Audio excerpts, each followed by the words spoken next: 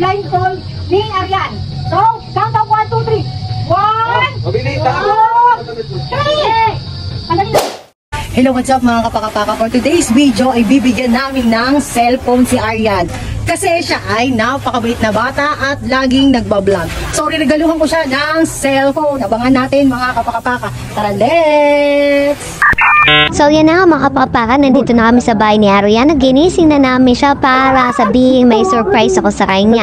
At hindi siya makapaniwala sa magiging surprise ko sa kanya. At abang-abang na lang mga kapakapaka. Excited ka na ba sa ibibigay ko sa'yo?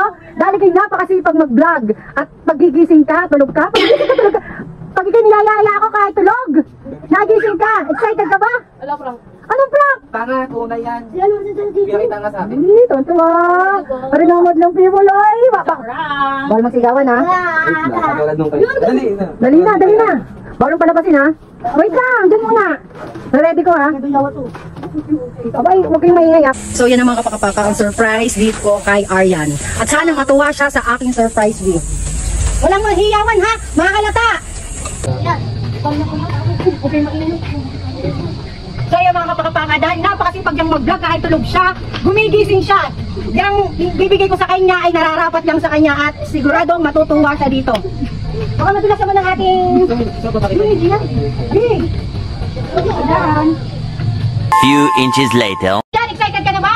Oo. Pero hindi naman. Ako na lang. Yan. Sige ha. Sige kayo ha. So na mga kapakapaka, tatanggalin na namin ang blindfold ni Arian. So, count of 1, 2, 3. 1, 2, 3.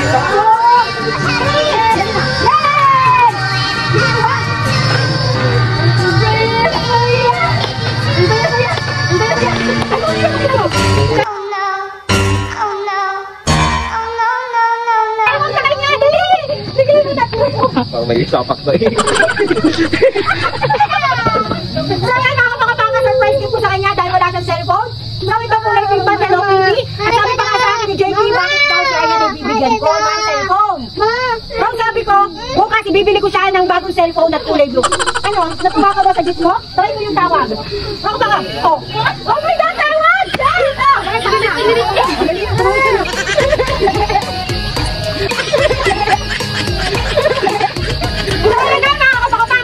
Na-surprise siya.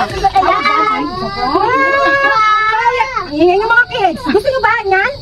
So